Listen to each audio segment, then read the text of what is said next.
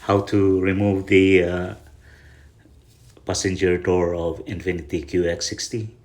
So right on the back of this one, there's a 10 millimeter bolt, and you have to remove it from that side, and then press it forward, and then it's going to show you the just the clips from the inside. And then the rubber cover on the handle, just like just soft rubberized cover for that one. And then that's the 10 millimeter bolt for the upper side, and then the handle side there are two. So